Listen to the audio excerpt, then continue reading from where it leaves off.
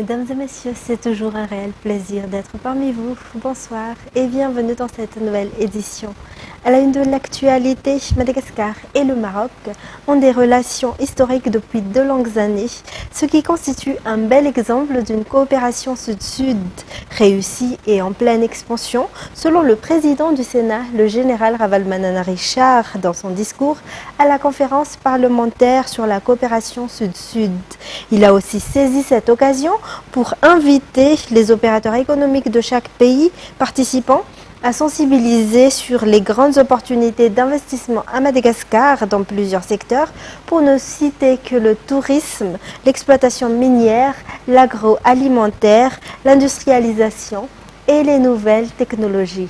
Je vous propose d'écouter un extrait de son discours.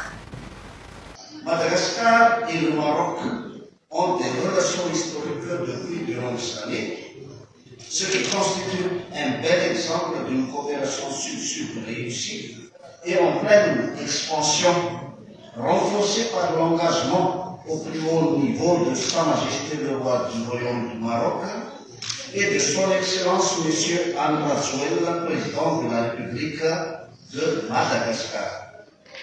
Notre solidarité doit occuper une place prépondérante dans nos projets et surtout dans nos actes. En tant que parlementaires, nous avons un rôle majeur à jouer de développer nos pays en complément des actions menées par l'exécutif. La diplomatie parlementaire trouve toute son importance en tant que levier incontournable permettant d'atteindre une croissance économique soutenue et une paix durable dans les pays du Sud. Particulièrement Madagascar, la quatrième plus grande île du monde, occupe une position stratégique importante dans l'océan Indien et dispose d'opportunités de développement non encore exploitées à fond. En plus, nous devons faire face à plusieurs défis majeurs, dont notamment l'impact extrêmement destructif du changement climatique et de la dégradation de l'environnement, ainsi que la fragilité de nos frontières maritimes. Nous avons donc besoin de partager les expériences, les nouvelles technologies et les moyens.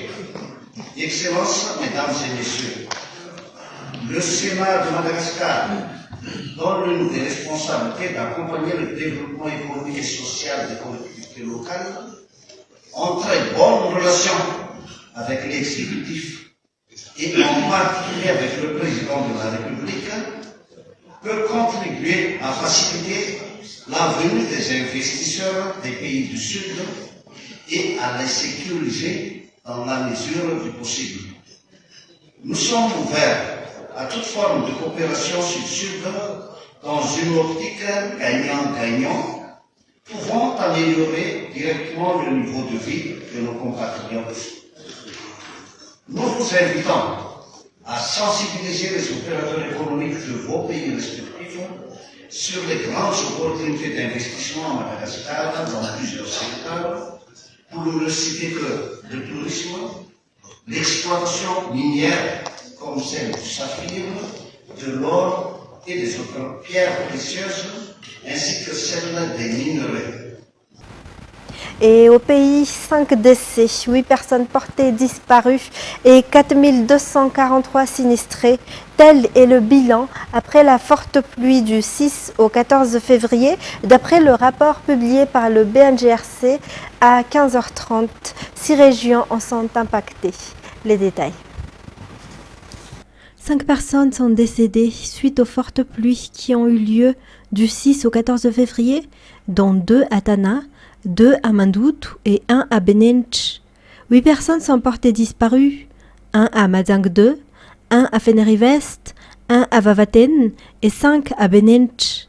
Concernant les sinistrés, elles sont au nombre de 4243, soit 1602 foyers. 984 personnes ont été déplacées dans les 17 sites d'hébergement, soit 304 familles. 6 régions, à savoir Analamang, Analadrouf, Bouen, Antinanan, Atimonjefen et Vaknakarach, ont été touchées, toujours selon le rapport. Concernant l'administration, le ministère du Travail, de l'Emploi et de la Fonction publique procédera au recensement des agents de l'État ainsi qu'à l'évaluation de leur savoir-faire dans la mise en œuvre de la politique de bonne gouvernance et du plan de restructuration de l'administration. L'objectif est également d'améliorer la qualité des services publics en général. Les fonctionnaires jugés illégaux passeront devant le Conseil de discipline et des mesures conformément à la loi sur la fonction publique seront prises à leur encontre selon les explications. Pour un meilleur fonctionnement de l'administration, le ministère du Travail, de l'Emploi et de la Fonction publique entend explorer les axes d'amélioration du service public en tenant compte de la complexité de l'administration. Le ministère a ainsi initié le programme de restructuration de la fonction publique à travers la mise en place des mesures de renforcement de la bonne gouvernance suivant la politique générale de l'État. Il s'agit d'une approche de révalorisation des savoirs et des compétences, mais également d'une meilleure répartition de ces ressources sur tout le territoire national, afin que les usagers puissent avoir un traitement égalitaire auprès des services publics. Elle consiste notamment à recenser tous les agents de l'État, à répertorier les compétences et les savoir-faire afin de pouvoir les utiliser à bon escient au service de l'intérêt général, à renforcer les capacités des agents en leur procurant les formations adéquates à leur épanouissement professionnel, à sensibiliser les agents de l'État sur les différentes lois et réglementations qui régissent la fonction publique. Par ailleurs, le ministère rappelle les obligations en matière d'éthique et de déontologie auxquelles tout agent de l'État s'est engagé, conformément aux textes en vigueur. Les fonctionnaires jugés illégaux passeront devant les conseils de discipline et des mesures conformément à la loi sur la fonction publique seront prises à leur encontre, selon les explications du ministre de tutelle. Ce processus d'amélioration de l'administration constitue une étape importante vers la satisfaction de l'intérêt général à la hauteur des attentes de nos concitoyens. Et puis le ministère de l'Enseignement supérieur et de la Recherche scientifique est actuellement en plein travaux des 100 jours établis dans le cadre de la PGE. Le ministre Razafyarsan Anjamanaten ne cesse de rencontrer les diverses entités au sein du ministère, comme les syndicats, les représentants des étudiants, mais effectue également des visites au sein des centres de recherche et des universités. Outre les tâches à effectuer dans les 100 jours, le ministère a 3 objectifs précis à réaliser dans la foulée. Le ministère de l'Enseignement supérieur et de la Recherche scientifique a également participé au reboisement initié par le président de la République, Andrzej Natera Kutumav, pour plus de détails. Le ministère de l'Enseignement supérieur et de la Recherche scientifique est en pleine réalisation des tâches à effectuer dans les 100 jours actuellement. Dès sa prise de fonction le 15 janvier dernier, le ministre de l'Enseignement supérieur et de la Recherche scientifique, Razafyarsan Anjamanaten, a mis en priorité la poursuite de la lutte contre la corruption, mais aussi la recherche de solutions pérennes concernant les problèmes des étudiants pour la mise en place de la paix sociale et l'amélioration de la qualité de l'enseignement supérieur et de la recherche scientifique à travers l'utilisation de la technologie pour une bonne gouvernance. La rencontre entre les acteurs au sein de ce département ministériel se sont succédées, comme la rencontre entre le ministre et le CCES, le syndicat des employés, ainsi que le collectif des professeurs qui sont, selon le ministre, un des piliers majeurs de l'enseignement supérieur et de la recherche scientifique. Il a aussi écouté les revendications des présidents des associations des étudiants des 23 régions. C'est aussi une priorité de participer à la restauration de la couverture forestière de Madagascar, selon les instructions du président Andrzej. Le ministère a ainsi effectué un reboisement avec les étudiants à l'université ITAS. Parallèlement, la sensibilisation des étudiants sur la planification familiale fait partie du travail réalisé par le ministère en 100 jours. Après ITAS, la sensibilisation s'est poursuivie dans les universités de Toliara, Fenerbahçe et l'IST Ambusc. Plus de 5000 étudiants en ont bénéficié. Les jeunes étudiants ont besoin d'être soutenus. Ils devraient pouvoir obtenir leur diplôme et travailler afin de contribuer au développement. Une des manières de travailler rapidement et efficacement que le ministre a mis en place a été la visite inopinée au sein du parc national de Timbazaz pour se pencher sur les problèmes liés à l'alimentation des animaux. En effet, le système de sécurité alimentaire y a été immédiatement mis en place. Il a aussi effectué une visite au sein du Centre national de téléenseignement à Madagascar, au CNTMAD, Il a introduit une nouvelle façon de travailler, notamment la confrontation des notes. Pour garantir la transparence des résultats des examens, le ministre souligne qu'il est ouvert au dialogue afin de développer ensemble l'enseignement supérieur et la recherche scientifique. Les agriculteurs du district de Béchouk, région d'Anossi, ont reçu du gouvernement 100 hectares de terre à cultiver dans le cadre du programme DEFI, basé sur l'amélioration de leurs conditions de vie en leur assurant un revenu durable pour faire face à l'impact du changement climatique. Les agriculteurs se concentreront sur la culture des produits qui font la renommée de cette région et l'objectif est de pouvoir approvisionner d'autres villes selon les explications. Andeniana Martina, Nzara Njiansu. Il existe une superficie de 100 hectares de terrain à Bararat, district de Béchouk, région d'Anossi. Dès l'acquisition du terrain, les agriculteurs planteront du maïs, des pois chiches, du manioc et des arachides. Des cultures qui font la renommée de Béchouk. Le projet s'inscrit dans la stratégie de lutte contre l'insécurité alimentaire provoquée par le changement climatique dans la partie sud de l'île. Cela aidera à faire face au kéré, améliorera les conditions de vie des agriculteurs et leur permettra également d'obtenir un revenu permanent. En outre, ils pourront également transformer localement leurs produits car le district de Béchouk bénéficiera également de l'eau d'off selon le député élu dans cette localité, Nicolas Radjianassoul. Ainsi, les travaux menés à Béchouk se concentrent principalement sur le deuxième pilier pour le développement de Madagascar, selon le défi lancé par le président Antradzuel. Quant à l'objectif fixé par le programme DEFI, 320 000 ménages vivant en milieu rural ont été ciblés pour bénéficier d'un appui à l'amélioration des revenus et pour la sécurité alimentaire. La durée de ce projet est de 10 ans. En éducation, la pose de première pierre pour la construction d'une nouvelle salle de l'EPP Ndoualaf, district d'Atimoujan, a été effectuée ce jour. 100 élèves bénéficieront de cette infrastructure. Cette construction a pu se faire grâce au financement d'une association. Détails sur les images de Yves Chanel. Plus que 100 élèves étudient dans cette EPP d'Ndoualaf, district d'Atimoujan actuellement, s'il y en avait plus de 150 auparavant. L'infrastructure est vieillissante, elle n'a pas été rénovée depuis 25 ans. De plus, il n'y a pas assez de tables bancs et les enfants ne sont pas motivés pour étudier. En conséquence, le taux de résultat au CEPE de l'année dernière était seulement de 38%. L'éducation est le pilier du développement. Pour cette raison, le président de la République Antradzuel est strict dans ses consignes. Cela inclut l'amélioration des écoles. Par conséquent, pour cette école, une coopération entre le gouvernement et une association visera sa réhabilitation. Une nouvelle salle sera également construite dont la pose de première pierre s'est tenue ce jour. Selon les informations, les travaux dureront 2 mois.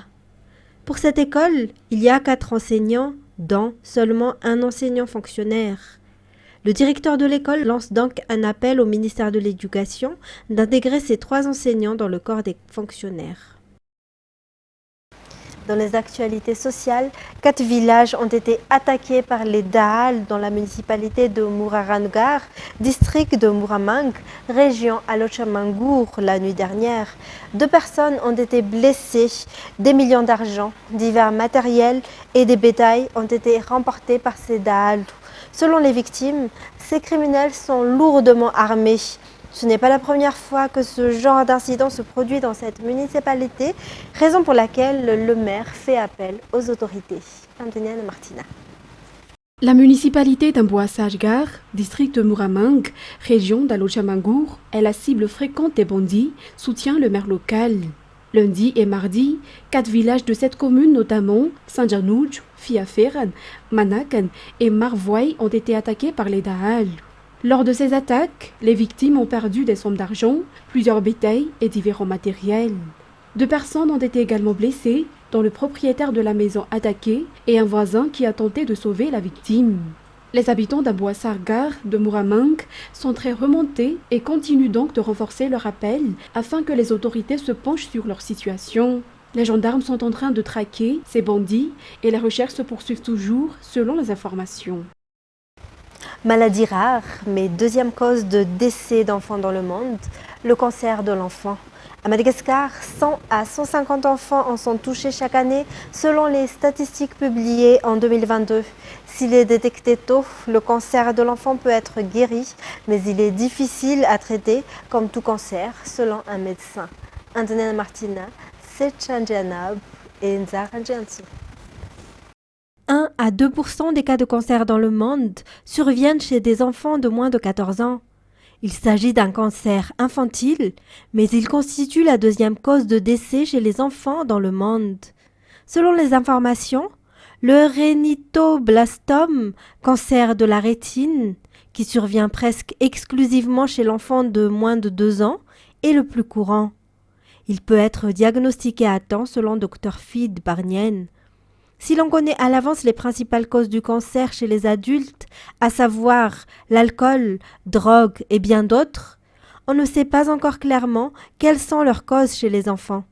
Toutefois, il est toujours possible de la prévenir grâce aux aliments donnés aux enfants, selon toujours les explications. Toujours dans le domaine de la santé, le taux de personnes infectées par le VIH-Sida est actuellement en augmentation à Madagascar. Les jeunes âgés de 15 à 25 ans sont les plus touchés. Afin de réduire la propagation, la lutte contre le VIH-Sida se renforce. Le tourisme fait partie du secteur concerné et un accord de coopération a été conclu hier entre le SECNLC et la Forme Madagascar. 15 000 personnes sont actuellement touchées par le VIH-Sida à Madagascar. Ce taux a augmenté par rapport à l'année précédente. La lutte et la sensibilisation contre le VIH a été délaissée lors de l'épidémie du Covid-19, selon les explications. À une certaine époque également, il était difficile d'obtenir des préservatifs gratuits pour se protéger. Les jeunes de 17 à 25 ans sont les plus touchés par le sida. Le secteur tourisme, à travers la Forme ou Fédération des hôteliers et restaurateurs de Madagascar, participera à la sensibilisation dans cette lutte. Concernant la présence des chercheurs qui disent avoir trouvé un remède à cette maladie, les membres du SECNLS ont annoncé que cet organe n'est responsable que de la sensibilisation. Ces chercheurs devraient contacter le ministère de la Santé publique. Et on enchaîne avec les actualités internationales. Le 37e sommet des chefs d'État de l'Union africaine s'ouvre ce jour au siège de l'organisation à Addis Abeba, en Éthiopie. Quels sont les enjeux de cette réunion? Réponse dans ce reportage de France 24. C'est un constat plutôt pessimiste qui a été fait à l'ouverture de cette session du Conseil exécutif. Un discours qui a été donné par le président de la commission, Moussa Faki, a ouvert cette session par une note plutôt sombre jusqu'à poser cette question: combien de temps encore l'institution résistera-t-elle à l'affaissement de ses piliers? Et lorsqu'il parle de piliers, Moussa Faki parle des communautés économiques régionales et notamment celle d'Afrique de l'Ouest, la CEDEAO, qui vient de perdre 3 de ses membres. Et donc face à ça, il a appelé à faire des efforts, notamment sur la réforme des organes institutionnels de l'Union africaine, qui tarde à s'achever, a-t-il dit, et qui doit s'effectuer pour faire face à ces nouveaux défis, ces bouleversements géopolitiques et économiques. Il a aussi parlé frontalement du malaise concernant le Parlement panafricain et des soupçons d'incurie qui pèsent sur cet organe institutionnel et qui doivent absolument être levé, a-t-il dit. Il a enfin et surtout questionné la crédibilité de l'Union africaine lorsque celle-ci a du mal à faire exécuter ses décisions et à financer son budget. En 2023, seuls 9% du budget a été financé, donc 91% des financements proviennent de l'extérieur du continent. Un constat donc amer face à des tâches immenses qui restent à accomplir par l'Union africaine.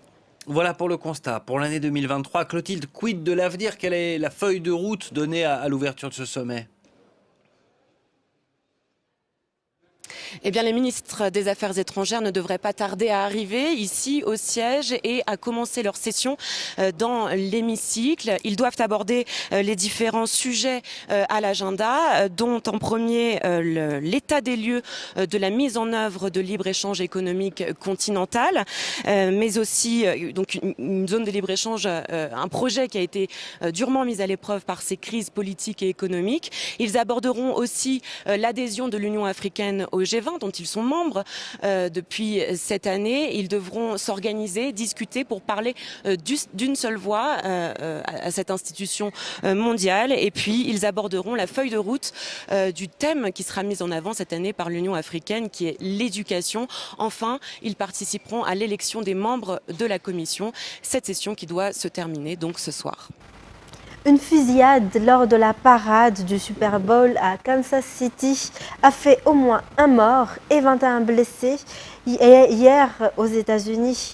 Le président américain a appelé le Congrès à légiférer pour mieux contrôler les armes à feu à quelques mois de la présidentielle. France 24. Dans les jardins de la Maison-Blanche ce mercredi soir, le couple présidentiel est venu apprécier la décoration pour la Saint-Valentin. Mais il est vite rattrapé par l'actualité. Président Biden, quelle est votre réaction à la fusillade de Kansas City? Je vais essayer d'en savoir plus. Je n'ai pas toutes les informations. Je les aurai plus tard ce soir. Un peu plus tard viendra le communiqué officiel. Il est temps d'agir et je demande au pays de se tenir à mes côtés. Faites entendre votre voix au Congrès pour que nous agissions enfin afin d'interdire les armes d'assaut, de limiter les chargeurs de grande capacité, de renforcer les contrôles d'antécédents. Un appel souvent entendu, mais qui survient aujourd'hui en pleine course à la présidentielle. Ce mercredi, la fusillade de Kansas City n'a pas été la seule à faire la une des journaux. 4 étudiants ont également été atteints par balle à l'extérieur d'un lycée d'Atlanta. Alors difficile pour la vice-présidente Kamala Harris d'éviter le sujet. Vous savez, les armes à feu sont la première cause de décès des enfants américains. Et non pas une maladie ou un accident de voiture, mais la violence par arme à feu. Les armes, première cause de décès chez les enfants et les adolescents aux États-Unis, comme le rappellent ces commémorations de la tuerie dans un établissement secondaire de Parkland qui avait fait 17 morts. 6 ans après, le même constat d'impuissance chez les démocrates. 85% des Américains soutiennent une mesure et le Congrès n'agit pas. 85% des Américains veulent que l'on contrôle les antécédents des acheteurs d'armes. Un congrès pointé du doigt dont nombre d'élus, notamment républicains, n'échappent pas à l'influence de la puissante NRA, y compris Donald Trump. Votre second amendement sera toujours protégé avec moi comme président. Vendredi dernier, le favori des républicains promettait au premier lobby américain des armes à feu d'annuler toutes les restrictions promulguées par Joe Biden s'il était réélu. Pour terminer, après avoir dû céder en 2010 à la Chine son titre de deuxième plus grande économie de la planète, le Japon a abandonné l'an dernier à l'Allemagne sa place de troisième sur ce podium mondial des plus gros PIB. Si ce déclassement est en partie lié à la chute de la devise nippone, il confirme l'irrémédiable déclin d'une économie japonaise entrée dans un lent hiver démographique. Faute de naissance depuis des décennies, l'archipel perd désormais près de 1 million d'habitants par an. France 24. Avec ses fleurons industriels dans l'électronique ou l'automobile, le Japon s'est maintenu durant 13 ans au rang de 3e puissance économique mondiale. Mais l'archipel vient de perdre son titre. Contrairement aux prévisions, le pays est entré officiellement en récession avec un taux de croissance négatif au 4e trimestre 2023 pour le 2e trimestre consécutif. En cause principalement la chute du yen. La monnaie nationale a perdu 30% de sa valeur face au dollar depuis 2021, sous l'effet notamment d'une politique monétaire très accommodante de la Banque du Japon. Une dépréciation du yen qui mine la consommation des ménages en recul. Le ministre japonais de l'économie a réagi, soulignant la nécessité d'augmenter les salaires pour soutenir la consommation. La Banque du Japon examine de manière exhaustive diverses données, y compris celles relatives à la consommation et les risques pour l'économie, afin de décider de l'orientation de sa politique monétaire. Pour l'archipel, c'est un nouveau déclassement après avoir été détrôné du rang de 2e puissance mondiale en 2010 par la Chine. Une perte de vitesse liée à des facteurs plus profonds comme le déclin démographique du pays et la faible productivité de son économie. L'Allemagne, qui est montée à la 3e place du classement mondial devant le Japon, pourrait à son tour être dépassée par une autre puissance asiatique, l'Inde. Fin de cette édition, mesdames et messieurs, merci à vous de l'avoir suivi. Toute l'équipe de la rédaction vous donne rendez-vous dès demain pour de nouvelles actualités. Au revoir et bonne soirée sur Viva.